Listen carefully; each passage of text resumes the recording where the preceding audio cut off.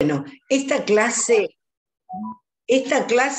que presentamos hoy es acerca de un sociólogo francés especialista en educación. Muchos lo consideran el sucesor de Bourdieu. Bourdieu murió en el año 2002-2003 aproximadamente, y él se ha especializado en los temas de la educación y la justicia escolar.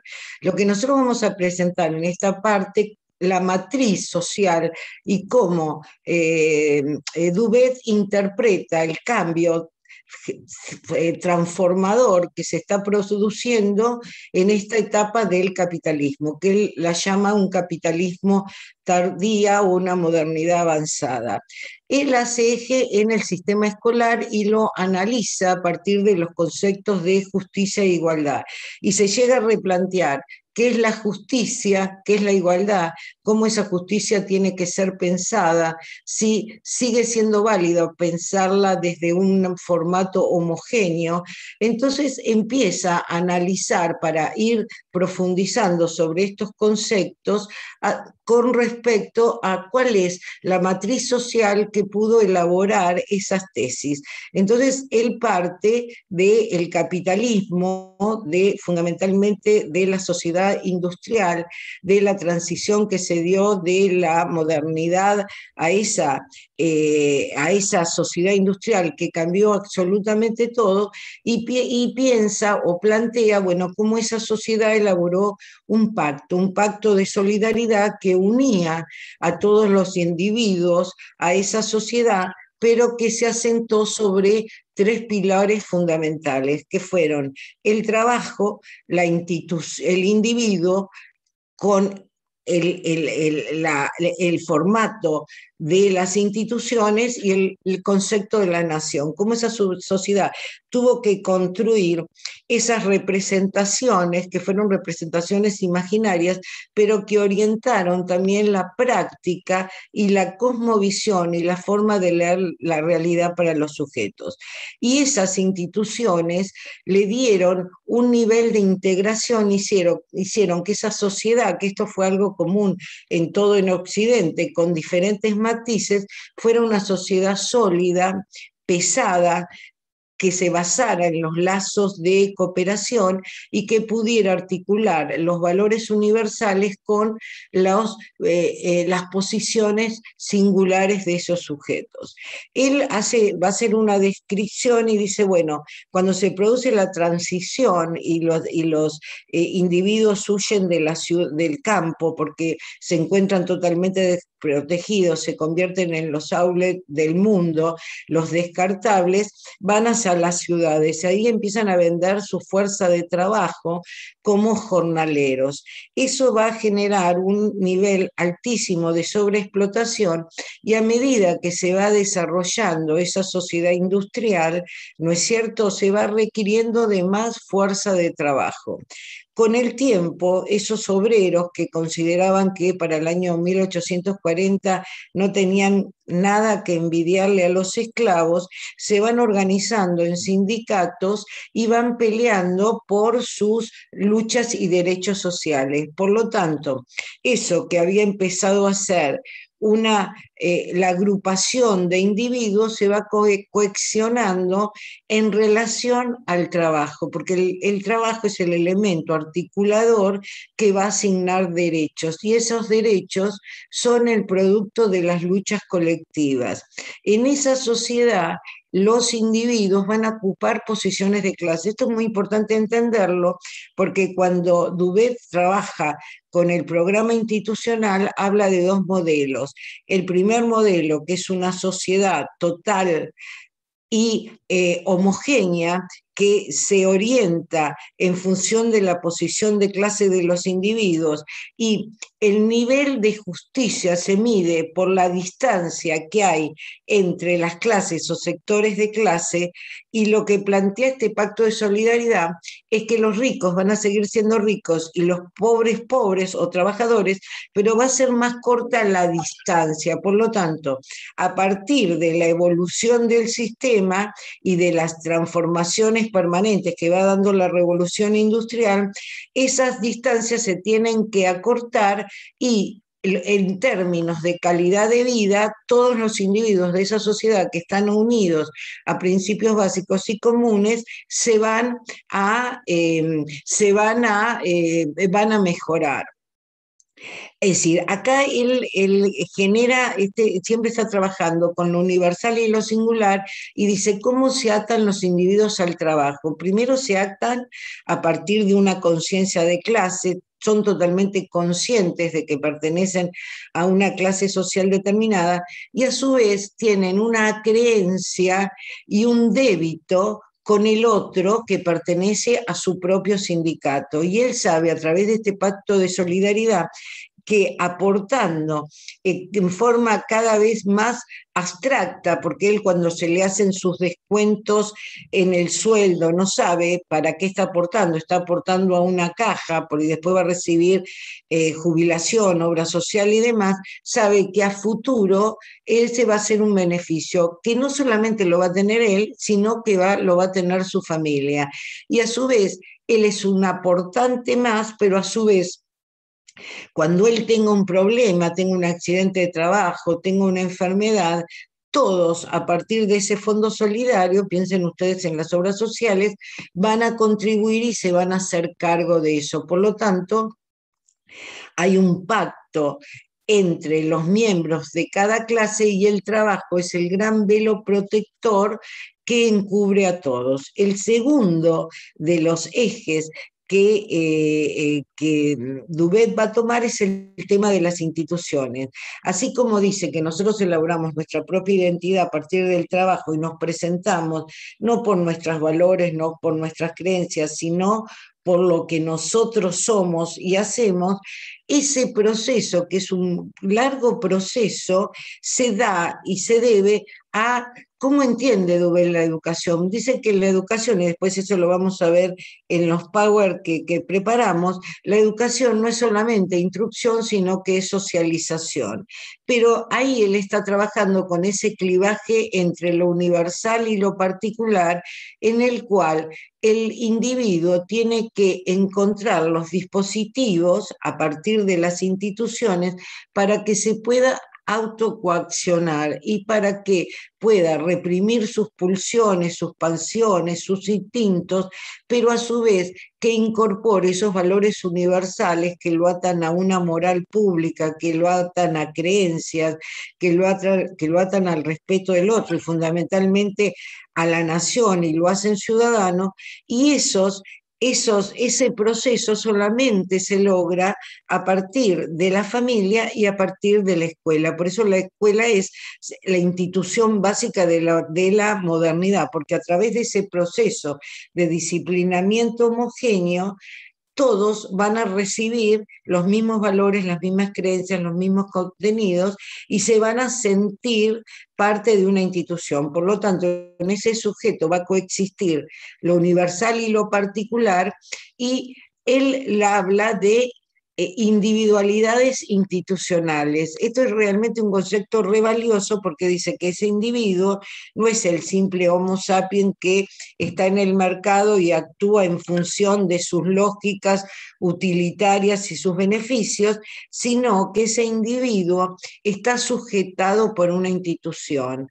Por lo tanto, la institución va a poner el sello y lo va a hacer singular y plural, particular y universal, y le va a permitir, a partir de ese largo proceso de socialización y cuidado, que pueda sentirse un ciudadano y a su vez un individuo. Entonces él plantea, bueno, esta cosa de que soy ciudadano y soy profesional, soy ciudadano y soy católico. Es decir, ese individuo va a poder haber internalizado los mandatos de una serie de roles que le enseñan a ser un ciudadano y un hombre, ¿no es cierto? Un hombre que aspira a la razón, que aspira al saber y demás. Y la institución encargada de sacarlo de ese estado natural o el simple estado de las cosas como los niños conocen, es la escuela. La escuela le va a permitir que pueda tener un pensamiento abstracto, que pueda elaborar,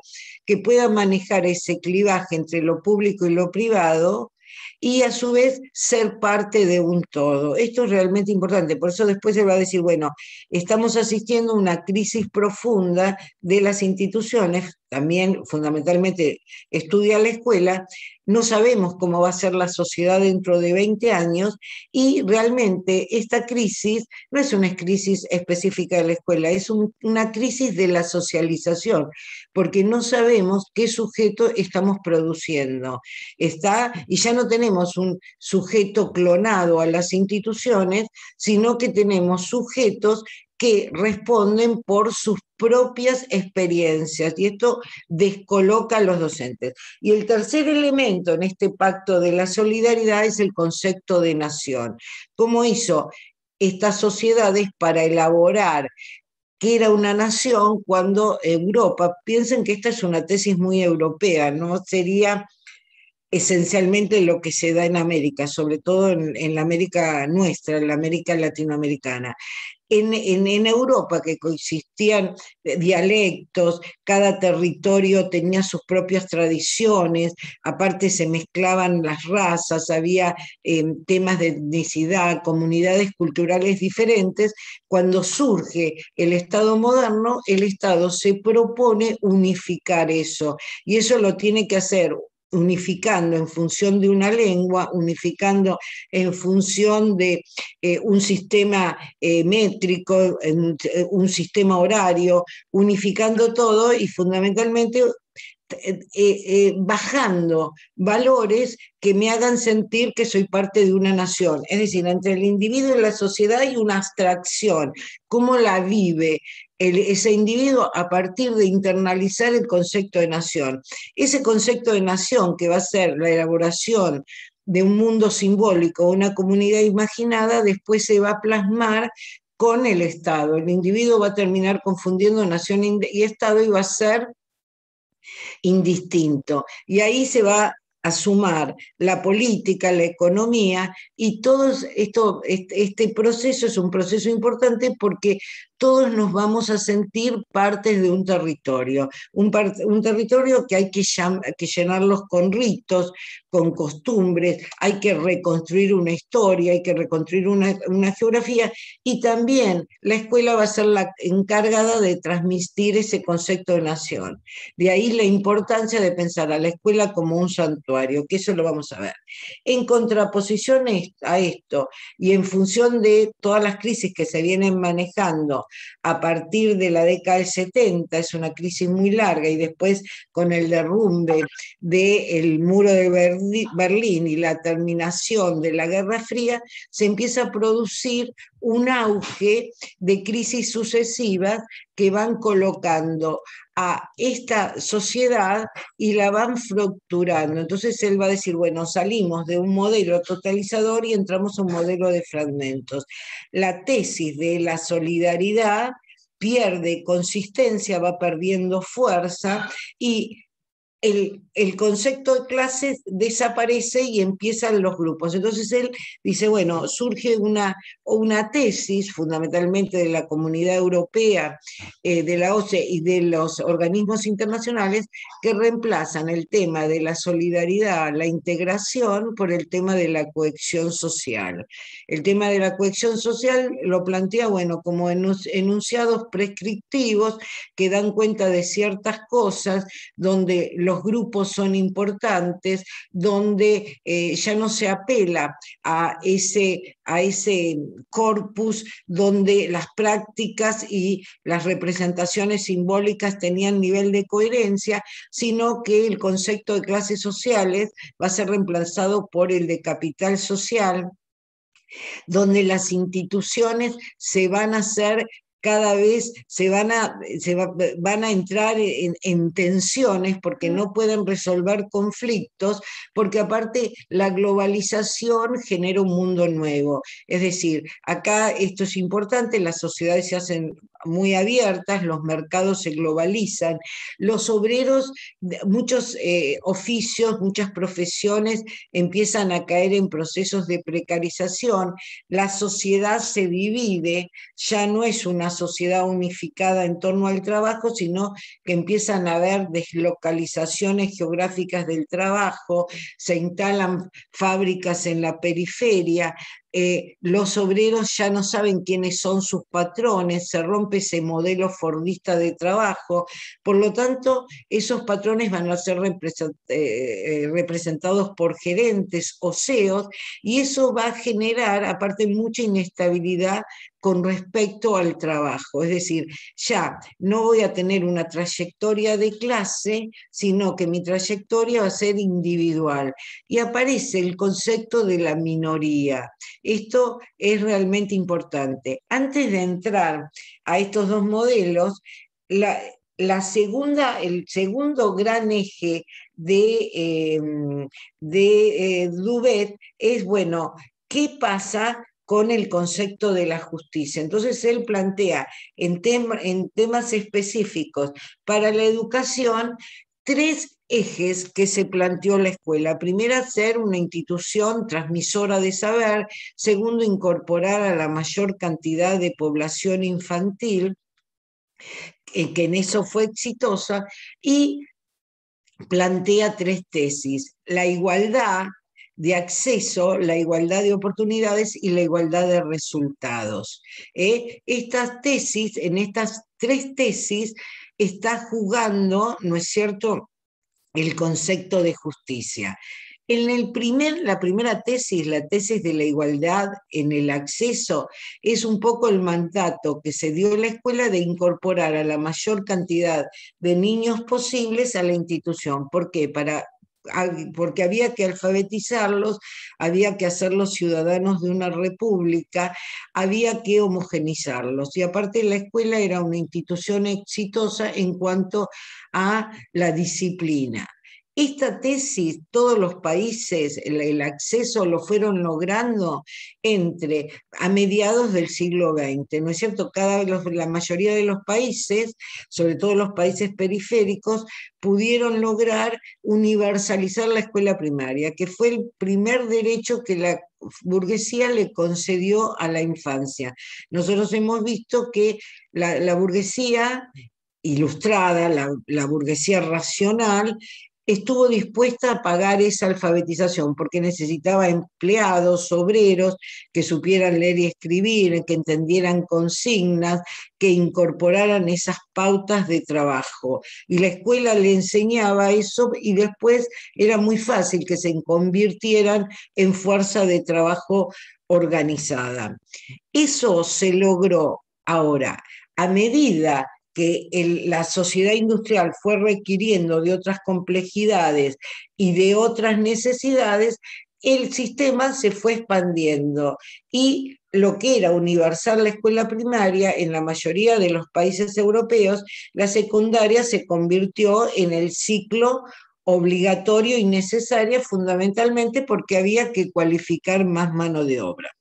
Y acá dice Dubet que cuando se logra acceder o alcanzar la igualdad de acceso, porque yo tengo a toda la población infantil o adolescente en la escuela, yo tengo que empezar a considerar la igualdad de oportunidades. Y acá la escuela es más cara, ¿no es cierto?, este proceso de la justicia. ¿Por qué? Porque considera que como la escuela es una institución neutra, todos los individuos que entren a la escuela tienen la misma posibilidad de competir en función de un logro. Por lo tanto, la escuela va a ser la institución que va a ordenar socialmente las desigualdades naturales, ¿no es cierto? Y va a crear las oportunidades para que todos tengan las mismas oportunidades de competir. Y acá surge la teoría meritocrática. Esa desigualdad que la escuela imputa a ese otro es una desigualdad justa. ¿Por qué? Porque la escuela pudo garantizar ese proceso. y donde creó los dispositivos para que todos pudieran acceder. Por lo tanto, los logros de ese alumno dependen de sus dones, de sus capacidades o de su suerte. ¿Qué es lo que hacen los estados? Realmente combinan esta tesis de la igualdad de acceso con la igualdad de oportunidades. ¿En qué sectores sociales está pensando Duvet en la igualdad de oportunidades? En los sectores medios y en los sectores altos de la clase obrera, aquellos cuyos padres van a aspirar a que sus hijos puedan ser un técnico o vayan a una escuela comercial o demás. En el resto de los que no logran eso, esta tesis lo deja. Ahora, ¿qué demostró esta tesis? Que es falsa, porque no solamente tiene pesos las diferencias económicas, que la escuela dice, bueno, por más que yo tenga alumnos más ricos o más pobres, la institución lo compensa, lo subsana. Lo que la institución no consideró que los capitales culturales también tienen un peso y juegan muchísimo en la condición de ser un ganador o un perdedor. Aparte, ¿qué generó este sistema? El mercantilismo escolar, el utilitarismo de las familias, que las familias compitan por las mejores escuelas, que las familias acepten que el título escolar es un título que tiene valor en el mercado de trabajo. Y eso hace que el proceso, la competencia, sitúe mejor a aquellos que tienen mejor capital cultural. E independientemente, el sistema enmascara cómo en esta tesis, la igualdad de oportunidades, cómo juegan las élites de las élites, porque para ellos no está reservada ni la escuela pública ni la universidad de masas, sino que ellos tienen otras formaciones, otras estrategias, hacen otras alianzas y en última instancia hacen su formación en otros países, ¿no es cierto?, en mejores universidades públicas donde los contactos entre el mundo del trabajo y ese mundo académico son muy estrechos. Y esto, la tesis de la igualdad de oportunidades, lo enmascara. Y aparte, porque los burgueses o los hijos de burgueses, dice Duvet, no están dispuestos a competir equitativamente con los hijos de profesionales o los hijos de la clase media. Por lo tanto, dentro de este modelo circula otro circuito paralelo donde se va a formar la élite de la élite. Esto ya nosotros cuando vemos el texto de Tiramonte ya lo estamos viendo. Y la tercer tesis de Duvet es la igualdad de resultados, que esto se correspondería con las sociedades escandinavas, Suecia, Islandia y demás, donde el Estado no plantea que los individuos tienen o que la escuela asegura las mismas oportunidades para todos, sino que el Estado, a través de políticas positivas, va a generar recursos o estrategias específicas para los sectores más vulnerables. ¿Por qué? Porque el principio es acortar las distancias entre los hijos de los gerentes o los burgueses y los hijos de los proletarios. Esta tesis va a poner la mayor batería de recursos o políticas positivas en los sectores más vulnerables. ¿Y por qué? Porque el principio en esta tesis es como que la justicia es una reconstrucción que cada sociedad tiene que aceptar y cuanto más justa es una sociedad, es más pacífica y más tolerante. Nosotros en la Argentina hemos tenido malos ejemplos de igualdad de los resultados cuando el Estado, para disimular, históricamente lo hizo, pero durante los 90 que los chicos no aprendían, es decir, y no blanquear los índices de repitencia o fracaso escolar que hacía, los hacía pasar a todos de año a año a través de la promoción automática en la escuela primaria. En la escuela secundaria se les empezó a convertir un problema muy serio. ¿Por qué? Porque al surgir la ley del 93, que hizo obligatorio el octavo y el noveno, y después en el 2006, que es cuando estalla y se visibiliza la crisis de la escuela secundaria, ¿qué pasa? Ahí él está en la escuela media, si se le va el chico, tienen que salir a buscarlo, porque la escuela es obligatoria. Y ahí se producen las grandes lagunas y las grandes dificultades como formato que tiene la escuela media. Esta, en realidad, son todos los ejes en el cual Dubet está trabajando, en el cual piensa una sociedad de un tiempo, que es la sociedad industrial, hasta la década del 70, donde el pacto es un pacto de la solidaridad, donde la sociedad es un tejido y nosotros pertenecemos a una trama, y después a partir de los 70 se empieza a presentar otra sociedad que ya está más fragmentada, donde ya no se discute en términos de clase o reivindicaciones de clase, sino en términos de grupos y minorías, y a partir de ahí va viendo, bueno, cómo la escuela elaboró un mandato y a su vez una representación simbólica, y cómo justificó la desigualdad social a partir de la teoría de la meritocracia, teoría que hoy también se pone en jaque porque las desigualdades son cada vez mayores. Bueno, ahora vamos a empezar a ver las diapositivas, un power, para que ustedes vean cómo él analiza este tema de el proyecto institucional, que no es solamente una norma o prescriptiva, sino que es una representación y una práctica. ¿Eh? ¿Podés empezar?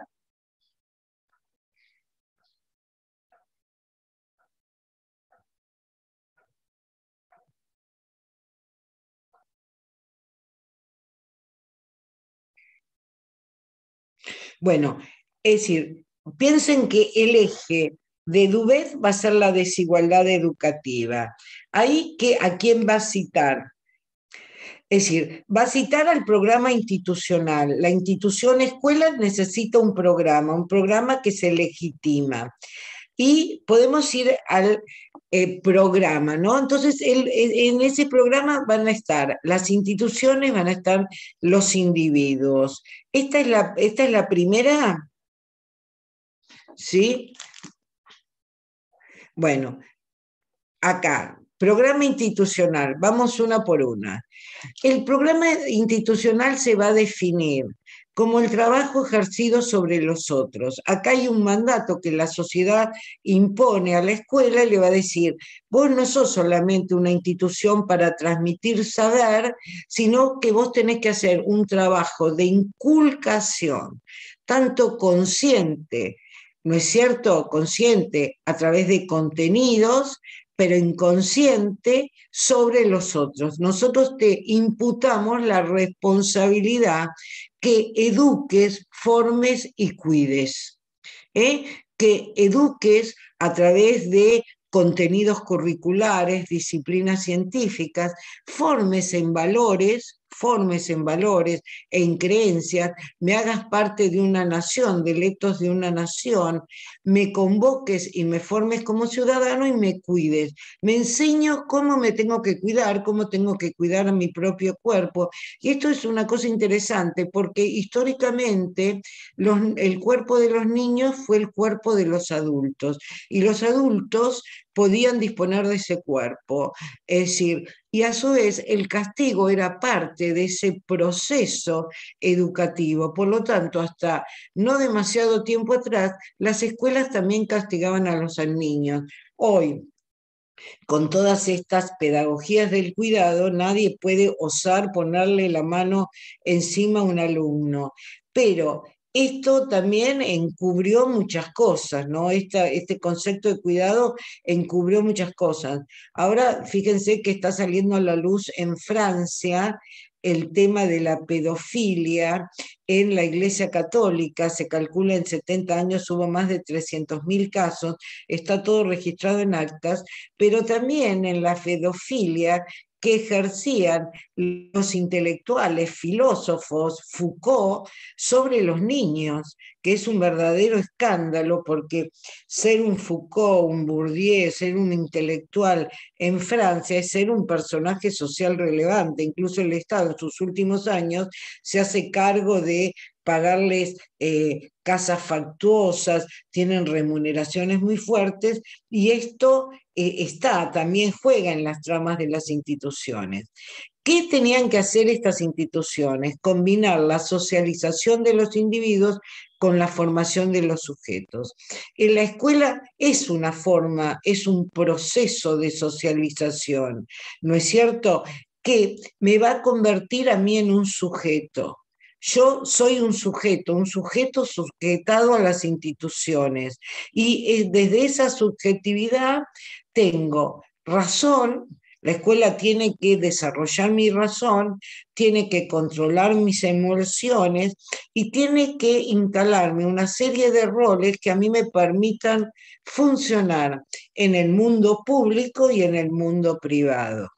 Y acá la escuela generó e instaló y reprodujo toda una formación patriarcal, ¿no es cierto? Es decir, por lo tanto, el concepto de la familia patriarcal va a estar muy instalado en los roles y los estereotipos que la escuela va a transmitir. Ser varón no significa lo mismo que ser mujer. ¿Por qué? Porque hay roles diferentes. Entonces la escuela también va a trabajar sobre ese imaginario y va a asegurarse que el chico lo internalice, porque cuando ese chico sea un adulto, ese chico tiene que tener autonomía y tiene que aprender a manejar su propia vida. Es decir, va a tener esos valores universales, pero a su vez va a tener pueda poder tomar distancia y alcanzar su autonomía y poder ser dueño de sí mismo. Esto es lo que le va a decir el sistema. Si bien vos compartís una serie de valores universales que te hacen parte de esa trama social, a vos te educamos para que seas autónomo, para que seas crítico y que vos puedas tomar distancia. Por lo tanto, ahí está el clivaje entre lo público y privado. Y este clivaje fue muy bien, ¿no? Lo que pasaba dentro del hogar era lo privado y el Estado no se metía. La escuela fue la articuladora de valores universales con la integración social y sistémica. Si la escuela era exitosa, la escuela se aseguraba que esa sociedad estuviera cohesionada y que el sistema social tuviera conflictos que pudiera manejar. Y aparte, las transformaciones se daban por evolución y la iban marcando la ciencia y cómo esa ciencia a través de la tecnología se iba instalando en el aparato productivo. Por lo tanto, ese programa institucional implica una relación social e implica trabajo, a través de ese trabajo que las sociedades tienen que cumplir. Bueno, pasemos a la siguiente. Bueno, ¿qué es la institución? La institución es el organismo que tiene por función instituir y socializar. Esto es importante. Acaba de decir Martuchelli que este niño que entra a la escuela deja de ser un niño para ser un alumno. Por eso son tan importantes los símbolos de la escuela, el delantal, el uniforme, cantar el himno, es decir, respetar todos estos rituales. La escuela instituye un mundo simbólico y práctico y desde ese mundo me socializa. ¿Por qué es un organismo? Porque las instituciones tienen cierta flexibilidad. Si bien en esta etapa eran instituciones relativamente burocráticas, la institución tiene cierta flexibilidad, por eso un organismo, porque tiene a seres humanos. Esto es lo que dijimos antes, instituye una naturaleza social en la naturaleza natural de los individuos. Permite que salgan del simple conocimiento de las cosas, que el chico pueda pasar de ese conocimiento concreto, como tiene un niño pequeño, a conceptualizaciones y ordenamientos más abstractos. Conforma un orden simbólico y forma un sujeto a ese orden. ¿No es cierto? La escuela esos valores van a estar aunque la escuela ya no está. Nadie se deja de olvidar a qué escuela fue o quiénes fueron sus maestros. ¿Por qué? Porque eso se instala en el inconsciente social. Acuérdense del concepto de hábitos de Bourdieu, que son estructuras estructurantes que a mí me permiten captar e internalizar lo social. Y es un tipo específico de socialización que después se va a reproducir en el mundo del trabajo. Bueno, pasemos a los otros.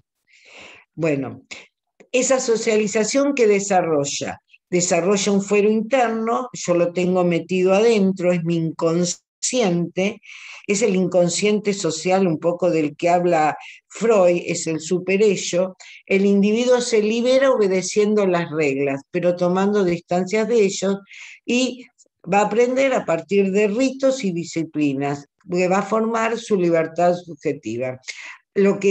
La crítica que se le hace a este modelo de socialización es que no considera las singularidades de los individuos, es decir, los piensa como seres homogéneos, todos son iguales, como la nación es un corpus único, todos tienen que salir formados de la misma manera. Y aquellos que no se adaptan, el mismo programa institucional los considera. ¿Por qué? Porque va a decir que se desvían. Y esos desviados responden no a una falla social institucional, sino a un problema individual. Por lo tanto, esa responsabilidad queda en los sujetos. Eso sería el corpus de la socialización moderna.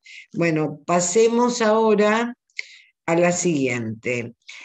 La escuela. Acá esto es interesante. La escuela combina lo simbólico con lo práctico. Lo simbólico que está en el mundo de lo abstracto, pero que se internaliza con con las prácticas pedagógicas.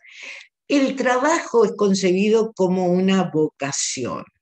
Es decir, es un mandato. La escuela va a decir, Duvet toma el formato de la iglesia del siglo IX, donde reunía a sus feligreses e invocaba a partir de la liturgia religiosa todos estos principios. La iglesia también fue una institución que ataba, que sujetaba. El docente va a ser investido en nombre de la razón, la ciencia y el saber.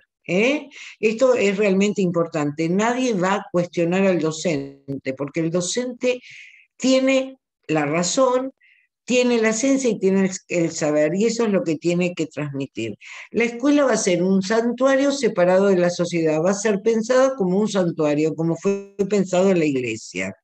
Esa escuela va a dominar el tiempo. Acuérdense que la escuela creó el tiempo, reguló el tiempo natural y lo convirtió en un tiempo social. Gracias a la escuela aprendimos a conocer la edad de los niños y a poder separarlos en grupos y colectivos.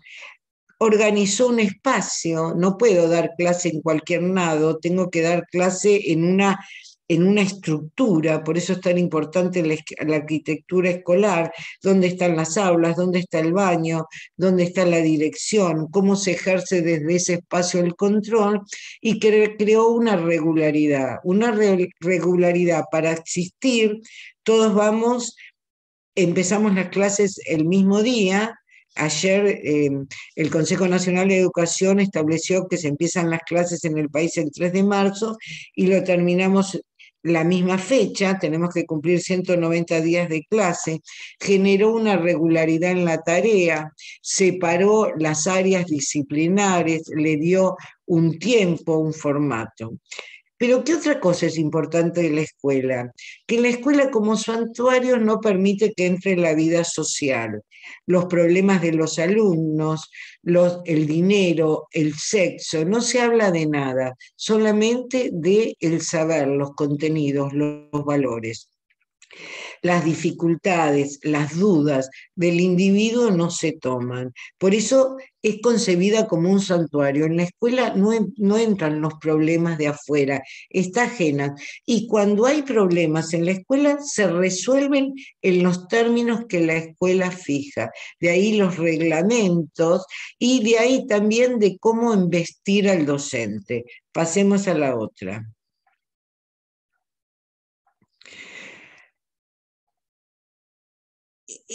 ¿Cómo concebía esto? Bueno, un poco lo dijimos. El alumno es libre cuando incorpora los valores y normas escolares y sociales. Es decir, el proceso de socialización es exitosa cuando se lo puede evaluar y ya incorporó valores y normas escolares, normas que después le van a permitir llevarlas a la sociedad. Por lo tanto, ahí va a estar esa duplicación. Lo que aprendo en la escuela me sirve después para funcionar socialmente. Bueno, acá lo que dijimos cuando explicamos las dos tesis, produce desigualdades a través de la igualdad homogénea mediante mecanismos meritocráticos e injustos. El que llega primero es gracias a su capacidad, a su don, a su talento, e incluso en esta tesis de igualdad de oportunidades, ¿qué hace la burguesía para demostrar que todo es un problema de dones o talentos y no hay una responsabilidad social? Aparece la figura del becario. El becario es aquel que va a ser seleccionado de las clases populares, las clases trabajadoras, y va a ser llevado y formado y educado con más educación porque se va a convertir en esa figura exitosa en el cual si llegó a ese lugar el sistema lo premió por su talento y su capacidad y va a servir como espejo, modelo para ser visto por los de abajo. Ese es el concepto de becario. Yo le doy algo a alguien que no puede llegar socialmente, pero estoy reconociendo sus dotes o cualidades intelectuales y sociales. Bueno, este eje también es importante. La escuela legitima el rol incuestionable del docente, impone una relación regulada por docentes y alumnos. Nadie puede cuestionar al docente. El docente está investido de autoridad, como los curas. El docente, al igual que el cura, que es el intermediario entre los hombres y Dios, el docente es el intermediario entre los alumnos y el saber. Por lo tanto, tiene un carisma propio en términos weberianos. Ese carisma que le da el cargo tapa o invisibiliza la violencia simbólica que ejerce la escuela sobre las mentes y sobre los cuerpos. Hoy vamos a ver que el docente dejó de ser eso.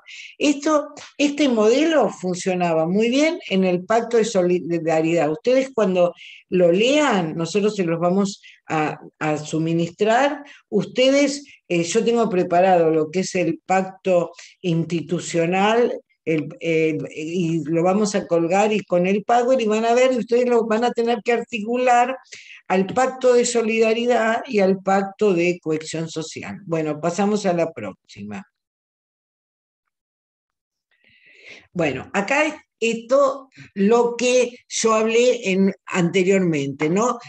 Nosotros estamos asistiendo o hemos reemplazado un modelo que era totalizador, prescriptivo, a uno fragmentado en el que coexisten órdenes paralelas. Esto es importante porque acá el Estado pierde la centralidad y deja de organizar el modelo y aparecen los fragmentos. Y los fragmentos no están jerarquizados verticalmente, sino horizontalmente. En ese plano hay muchos fragmentos y el Estado pierde la capacidad de gobernanza o regularlos, ¿está? Es decir, porque se pierde el concepto de totalidad y ya nadie prescribe nada, porque la sociedad ya no está prescrita, la sociedad se produce en continuo, es una producción continua, va a decir Bourdieu.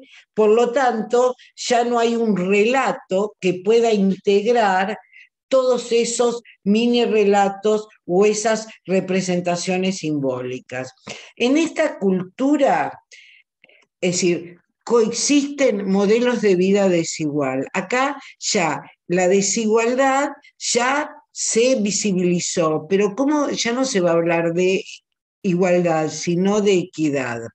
Y la subjetivación de las desigualdades, antes uno podía subjetivizar, yo soy un mal alumno, soy un burro, lo que sea, y yo subjetivizaba esa desigualdad que me marcaba la escuela, desde lo escolar, y después generalmente coincidía esa desigualdad, porque ese inconsciente lo registraba, con lo que yo iba a hacer a futuro. Pero ahora esa subjetivación de la desigualdad no va a ser una desigualdad colectiva de clase, sino que va a ser vivida como una experiencia individual y no social. Va a decir Duvet, no hay conciencia de clase, sino enojo social. ¿Qué es el enojo social? La sumatoria de iras individuales. Es ahora lo que estamos asistiendo en este momento en la sociedad argentina, una sociedad realmente violenta, y lo que está pasando también en el mundo. Hoy yo escuchaba que un hombre fue a llevar a lavar y a cortarle el pelo a su perro, y cuando lo retira, lo lleva a su casa y se muere. Y ahí descubre que tiene una sutura, el perro tuvo algo.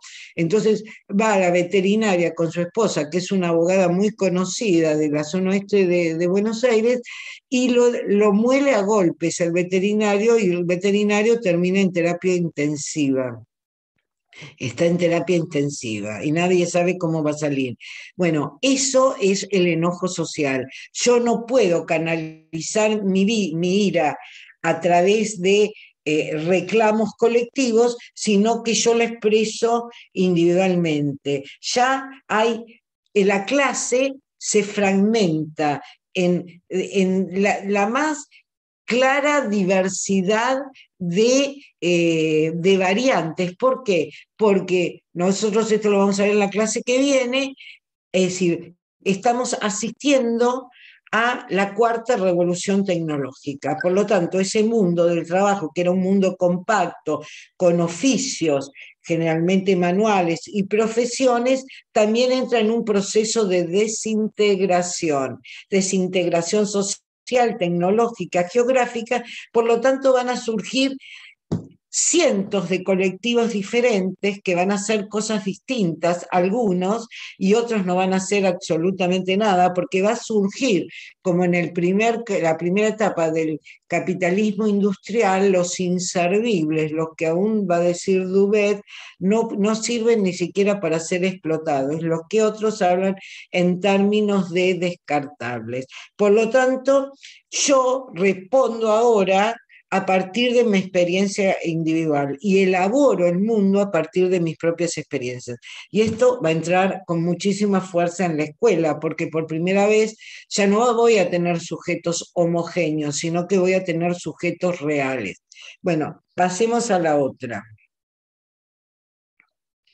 Bueno, la diferencia de modelos. Este Power sirve para que ustedes sinteticen todo lo que estábamos diciendo. Aspiraba a reducir las desigualdades entre posiciones, entre las clases o sectores de clases, es decir, que los ricos no fueran tan ricos ni los pobres fueran tan pobres, ¿no es cierto?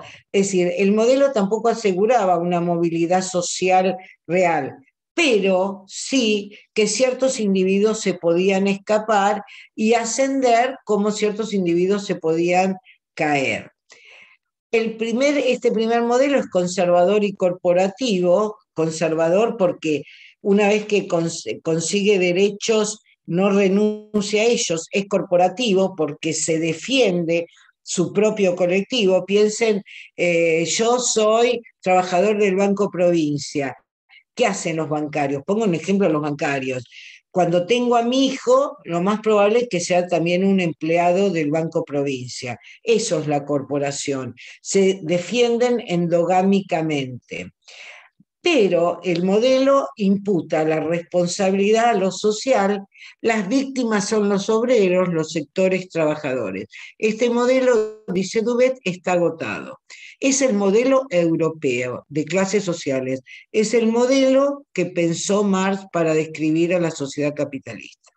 El segundo modelo, la desigualdad social no es un problema, las instituciones, escuelas, deben garantizar las mismas oportunidades para todas.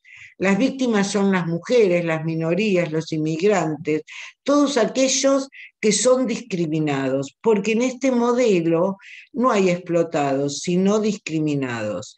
Entonces, organiza la desigualdad entre vencedores y vencidos, ganadores y perdedores. Piensen ustedes las películas yanquis cuando hablan y se dicen, sos un perdedor. Es el mismo modelo. La responsabilidad no es de la sociedad, sino del individuo. Se desvió, es alcohólico, drogadicto, es miembro de una familia disfuncional, pero siempre es de el individuo. En este modelo, es decir, el trabajo que tenían que hacer antes las instituciones se desplaza a los individuos.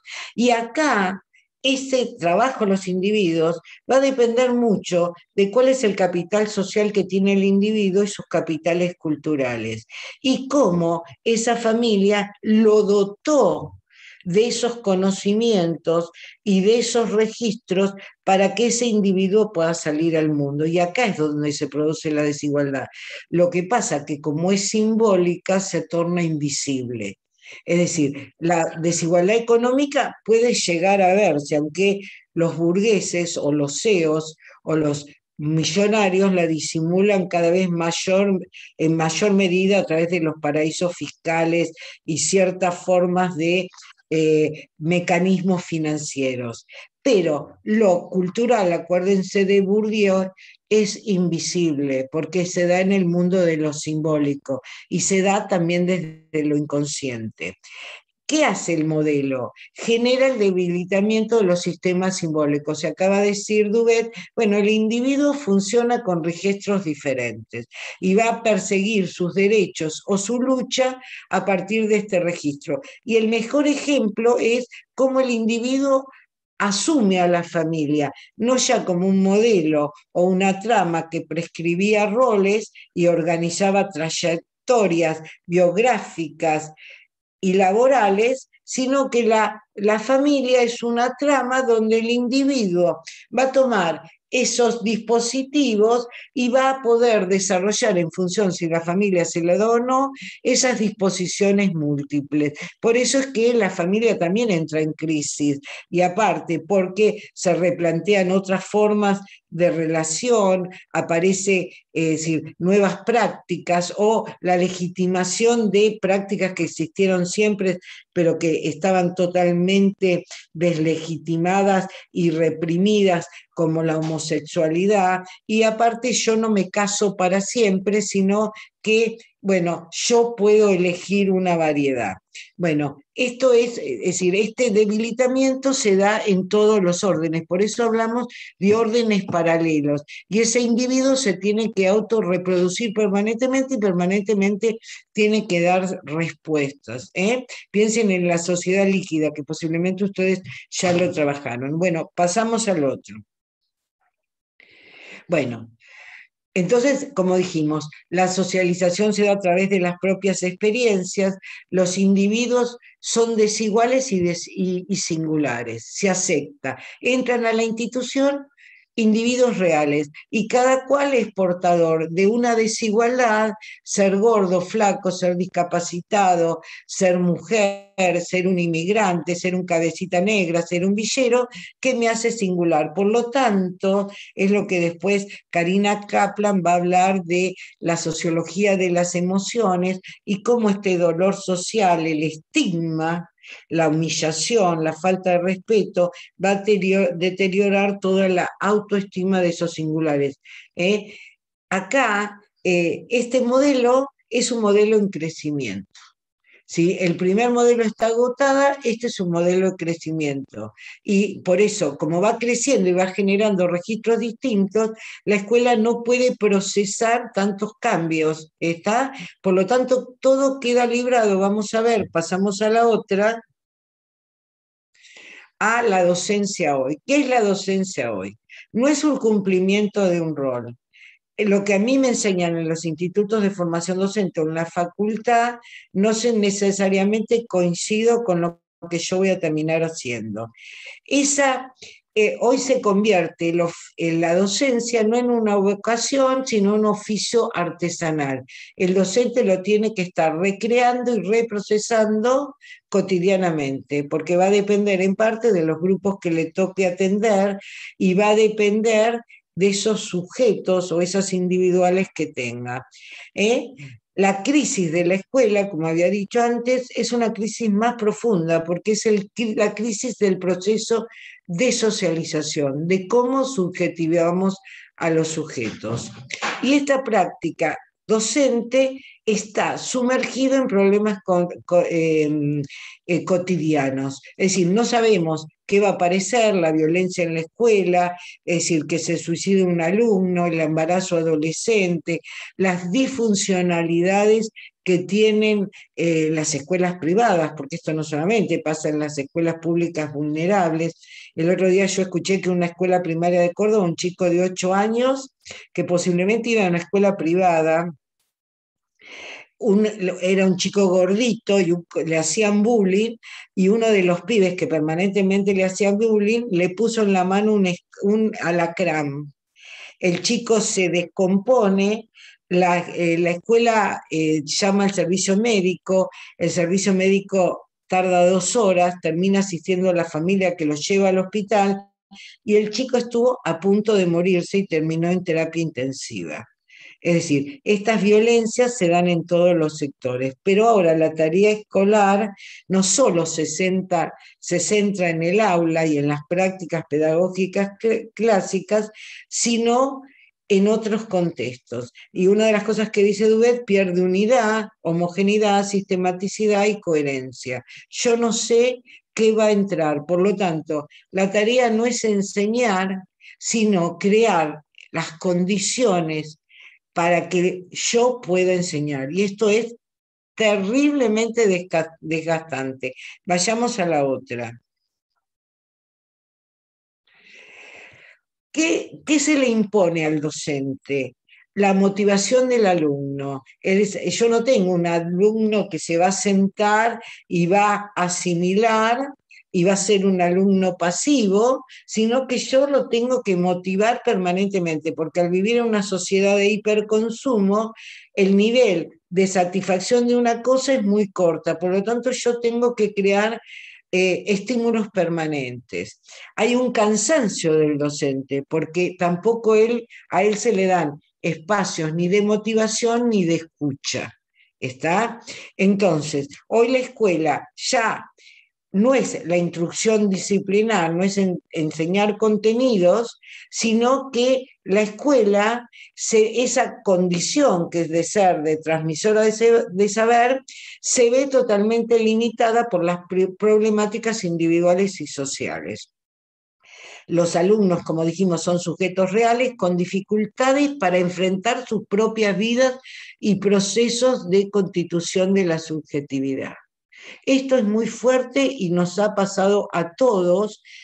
A mí me ha sorprendido tomando examen en la facultad alumnos que por tener que aplazarlos se han puesto a llorar. Alumnos varones y mujeres. Es decir, esos sujetos son sujetos que tienen dificultades para constituir su subjetividad.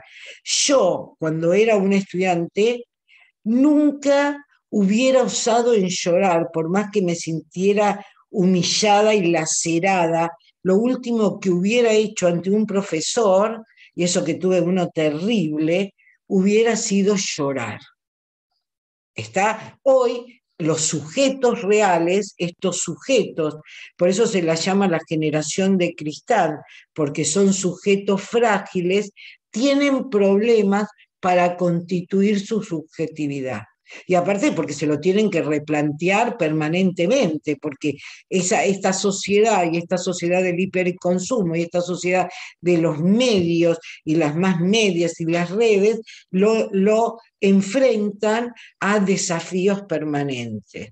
¿Está? Por lo tanto, ser docente hoy es tremendamente desgastante, porque yo no sé con qué me voy a enfrentar. Sigamos en la próxima. Miren qué cosas interesantes que dice Duet, ¿no? Se separa el trabajo educativo del trabajo de transmisión. Se complejiza el mundo escolar y emergen otras especialidades que acompañan al docente.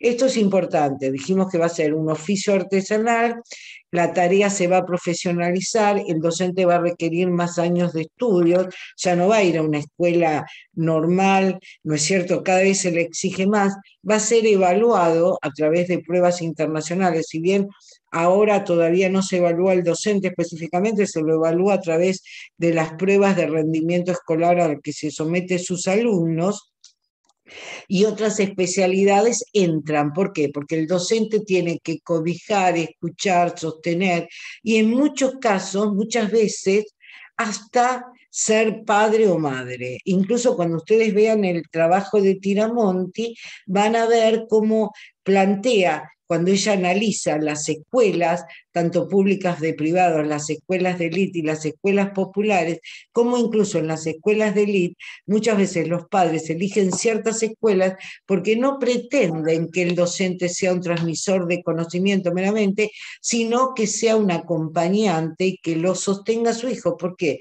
Porque son padres que trabajan mucho, porque tienen una vida social muy intensa, por lo tanto delegan ese proceso en los docentes. Esto es muy interesante porque cuando se hace el recorrido de las instituciones escolares, se empiezan a ver eso, ¿no? El concepto de que va a adquirir la escuela de ser, poder transmitir expresividad e instrumentalidad.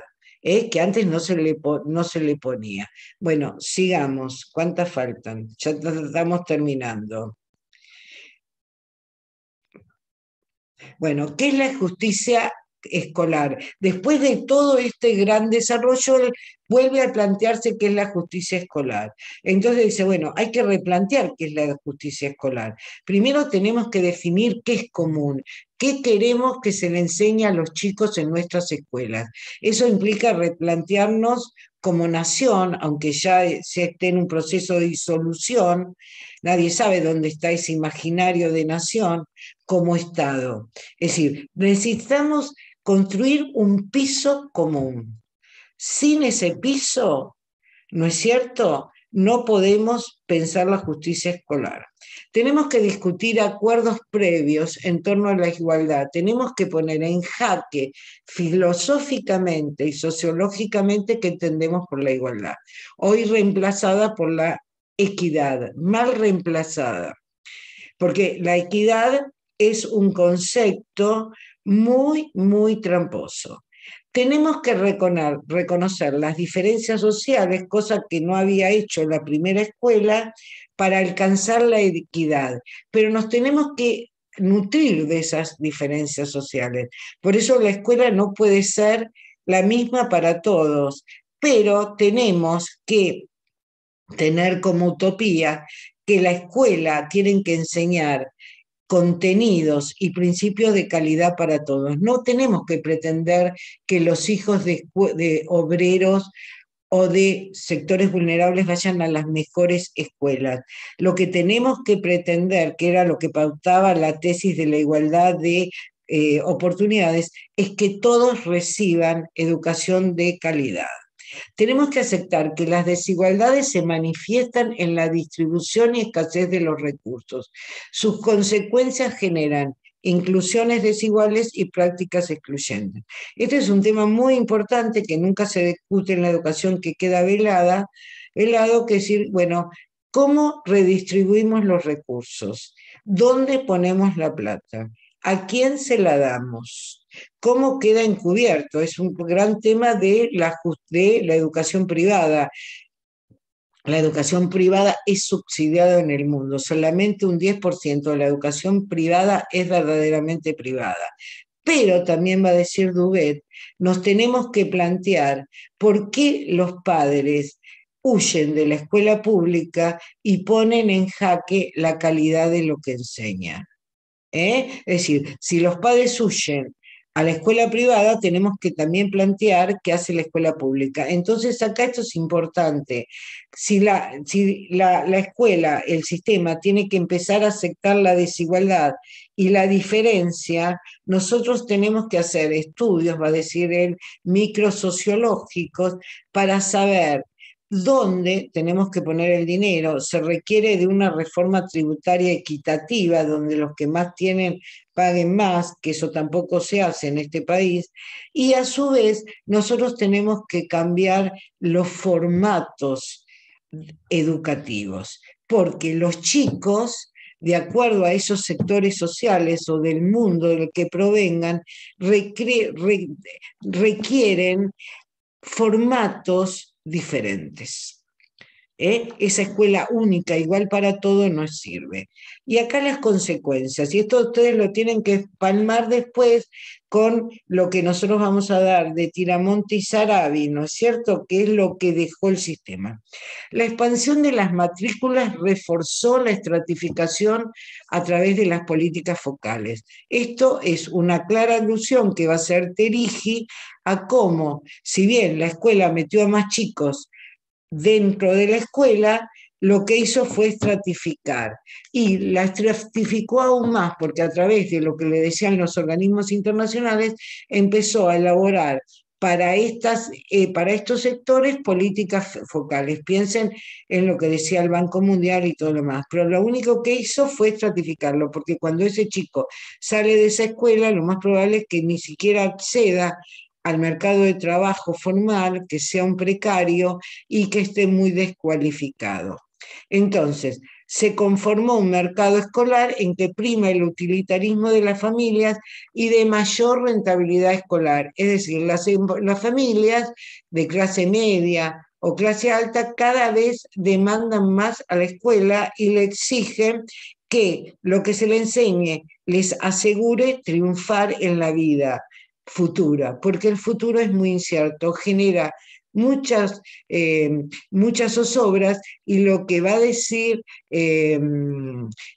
Sarabi es que no es, acá no se da la reproducción de Bourdieu, en el cual los padres tratan de asegurar la herencia para sus hijos, sino que hay clases que se traspolan, pueden, o sectores de clases que pueden caer rápidamente. Eso lo vamos a ver en profundidad cuando veamos Tiramonti.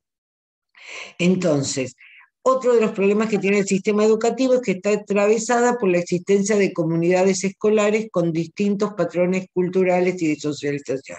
Si bien Daudet lo analiza para Francia y toda Europa está atravesada por la misma problemática, el problema de ellos es el problema de los inmigrantes, árabes, turcos, negros y demás, latinoamericanos.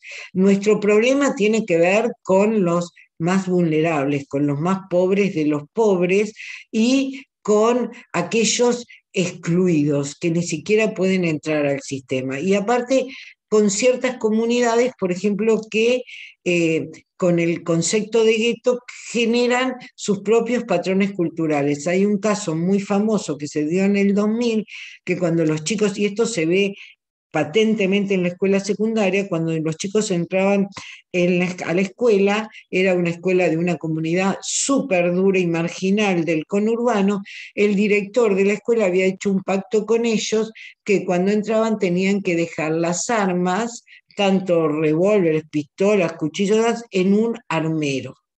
En la escuela nadie podía, como en la antigua Far West, nadie podía entrar con las armas. Después afuera, que pasara lo que pasara. Entonces, por eso acá tenemos diversidad de sujetos y diversidad de instituciones.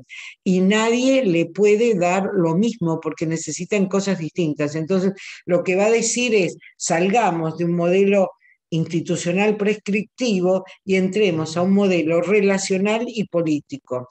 Trabajemos con las minorías, desconstruyamos discursos, incorporemos esas minorías a las mayorías, porque es legítimo las reivindicaciones de las minorías, pero no perdamos de vista que como sociedad tenemos que elaborar y aceptar que no podemos violar un piso común. Esto, para que lo entiendan, y yo les después le voy a dar un texto de Kaplan para que lo entiendan. Es cuando la sociedad argentina, después del proceso, después de los juicios y de un proceso largo de elaboración, pudo consensuar internamente, y eso se ha comprobado cada vez que se ha querido violar las condenas de los represores, pudo consensuar un pacto o un piso que no se podía violar, que no podía haber más desaparecidos, que no se podía robar niños,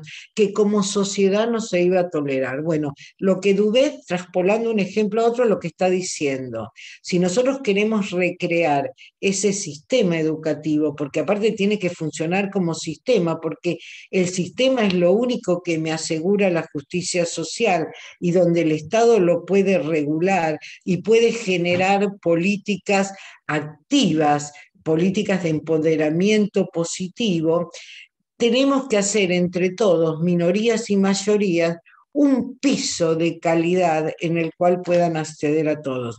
Por eso el tema es social, es político, es cultural y tiene que ser relacional. La escuela no puede renunciar a ese relacionamiento. Por eso, hoy de lo que se habla, y con esto termino, que es muy interesante, es que la sociología educativa tiene que crear nuevas categorías sociohistóricas para dar cuenta de las emociones y cómo esas emociones también impactan en la subjetividad de cada uno de los niños jóvenes, que en definitiva son los alumnos que una escuela tiene que formar. Bueno, con esto termino, espero que les sirva el material y que puedan articular el capítulo 3 con el capítulo de las tesis de la igualdad y el proyecto institucional. ¿Está? Bueno, quedamos acá. ¿Cierro? Sí, perfecto. De esta manera estamos terminando el encuentro de la clase de hoy, que fue planteada sobre la desigualdad en la obra luego seguimos en Cierro. la clase de la